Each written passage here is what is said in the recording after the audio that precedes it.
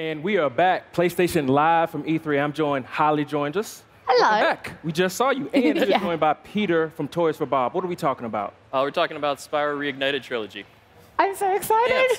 Yes. You got to play it last night. Yeah, we got to play it last night. I ate all of your Spyro-themed sweets. Thank you for there's like purple and orange sweets everywhere. It's great. Yeah. And there's actually quite a lot to talk about. Like, it's not just Spyro. You guys have worked hard.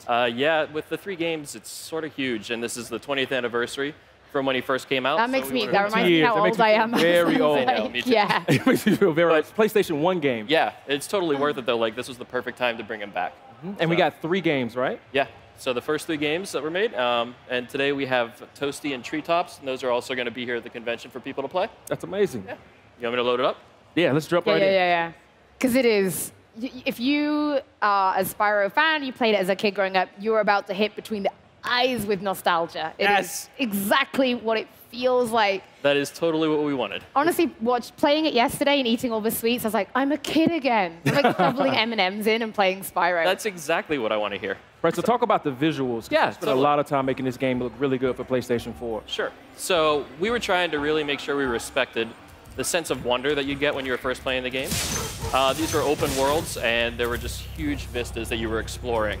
And so when we were starting this, we used this Toasty level as one of our benchmark levels so that we could see how we could take the art and where we could push it so that it still feels alive. So you'll see things here like the grass will move with you, and as you play in it, you can still singe it, which is super fun. But then we also added details like putting ivy on the masonry and then pennants and stuff like that. So there are a lot of opportunities where we could add life around throughout the world.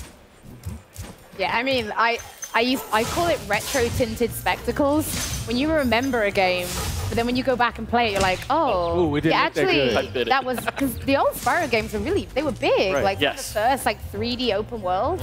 But if you go back, it's kind of empty. Yeah, it's kind of empty. So you have some really crazy tech to make these games. Can you talk about that? Yeah, totally.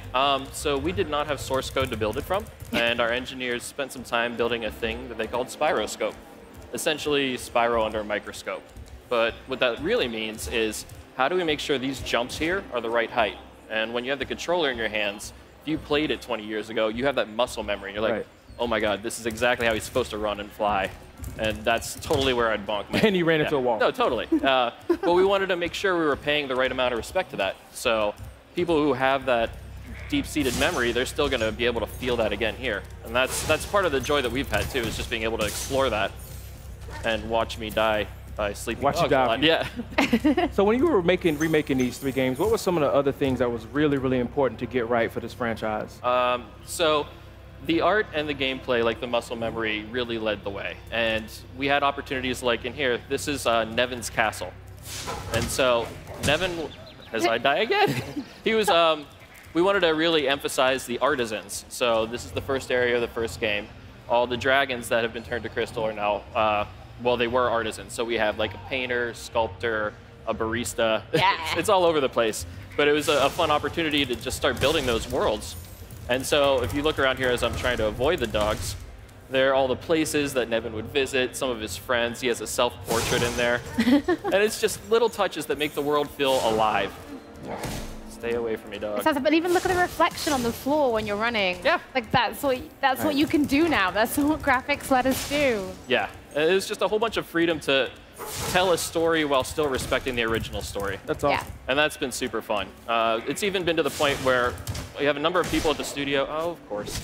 A number of the people at the studio are like super fans. So we were able to engage them about, hey, is this sleeping dog big enough? Is this shepherd really menacing enough with how he's animating? Like, what kind of things do we need to do to make this feel the way that you felt when you were a kid playing it? And we wanted to make sure that we're respecting not just the original rules of the game, but the way the feelings came about with people. Yeah. Also, the sound design was very important. Can you talk about sound a little bit? Yeah. Voice actors? It's sort of hard to hear in here, but we did some elements all over the place in the sound. We tried to make it so that it's more dynamic. When you're inside of an interior, the sound will dim a little bit and sort of give you an ambience and a sense of place. Versus if you go to fight a boss, you're going to have extra layers of audio coming in with additional instrumentation and more percussion. Even with that, we added percussion to the steps as you're running around so that you have more of a sense of what it's like being a dragon. I mean, there's going to be a whole generation of people who will only know Spyro from the Toys to Life Spyro. Like, they won't. This will be their first time. Yeah, this will be their first time playing all these games. This is like, we like to think of this as a totally separate beast from Skylanders, which is cool. Because like this was the foundation that gave us inspiration to Skylanders in the first place. But we want to make sure that this is done justice the right way. The fans have really been outpouring their support with how much they like the original character and want to make sure that we're doing him right. And so that's totally on the forefront of everyone at Toys for Bob's mind. Now, since we're going to go see one of the dragons, I'm gonna head it's a good time to mention the voice actors. Yeah, totally. So the voice of Spyro in the second and third games was Tom Kenny. And since we're doing the trilogy, we wanted to unite them. So he's doing all 3 games worth. Oh, so he's voicing all 3 games. Nice. But while we're here, let's see a dragon. Kevin! Hey, there we go. Didn't look that good 20 years ago. Has put one of his most devious henchmen in charge of the artisan world. Bring him on! I think I smell a barbecue. Be careful, Spyro. Toasty has many tricks up his sleeve. Oh, that part gets me. I love it because we're able to keep the same audio, like the spirit of the original audio, but then through a lot of the models, you're getting a lot more gesticulation in the acting there. So even like when Spyro is doing his little wiggle as he's jumping, it's just sort of like, oh, I love that. That's awesome. Yeah. So here is Toasty. I swear I did better yesterday. We were talking about this yesterday. You're like, oh, I don't know. Yeah. So Toasty is actually a disgruntled sheep dressed up as a scarecrow. I'm going to chase him because he's hilarious when he runs. The noise, the pitter-patter of the feet, just brings back that memory to me. Yeah. These are my favorite comments now. Oh my God, why don't they just get someone who can play the game? Yep. You're like, dude, he's making it. Like, he's made the game. Like, you make the game, you should be an expert at it, right? Yep. That's the lie that we always tell everyone. You should be I'm an expert at dying. That's what's more important. So the Spyro series has a rabid, really active fan base. How has the fan reaction been so far? We've seen a lot that we've loved too. People have been outpouring how they're feeling about the design of the characters, and it's just been sweet to see. Look at Toasty. A lot of times in the studio we'll actually look through some of the comments just as inspiration. Nice. It helps people feel like just super pumped to get through the rest. Yeah, your work is definitely appreciated.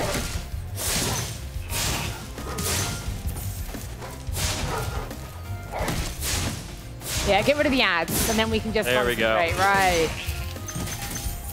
Get there eventually. You did it! So yeah, this is just a brief taste of the Spyro Reignited trilogy. Yeah. So since we have a few minutes, do you think you could show us the time attack? So of course. I was very lucky. I actually got to see Spyro yesterday, as we mentioned. You did the demo of this time attack level for us, and you did a really, really good time. You did 1 minute 40. No pressure. Which knocked 10 seconds off the best time before It was pretty good. When we were chatting, I was like, I'm going to ask you to come and do this on the stage, and I want to see if you can beat your own time. So we're looking for a 1 minute 40. The piece you missed is someone got to 128 yesterday at the end of the day. Yeah, it was awesome. It wasn't. Okay, we're not aiming. I'm not going to make you do a 128. I'm going to aim for the 140. We'll do 140. Yeah. Yeah, the time attack stuff always makes my palms sweat, so you did very, very well. Rob from PlayStation Access did this, and he got 2 minutes. So. Oh, yeah? Sweet. So on this particular mode, so that you're concentrating, there are certain things we have to destroy, and you have to destroy all of them before the time runs out. If you do it successfully, it adds additional time so that we can keep flying. And that is the challenge. These planes are the bane of my existence in this level. We've got this. Ramon's watching this like, hell no. He's like, hell. Not happening. Looks like you're making good time.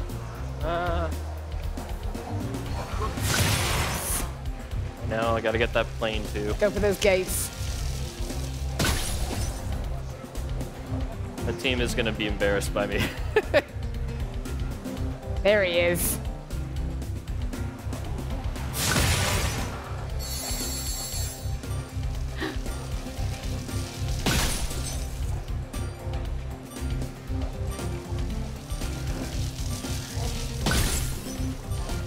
Yes. I love that this is a good example of how big the world can be, too. Even as I know I'm about to lose. Yep. So close. So close. Next time. You could get it next time. Yeah. So is there anything else you'd like to tell the fans out there about Spyro? Yeah, the Spyro Reignited trilogy is coming out September 21st, PlayStation and Xbox, and $39.99 in the States. I don't know the other regions that well. I'm sorry. Well, thank you so much for showing and doing Thank you the so game much for the time. I really appreciate it. Thank you. Yay, I'm back in my childhood again. Yeah. All right, that's it from us, but we'll be right back with more live from PlayStation at E3. PlayStation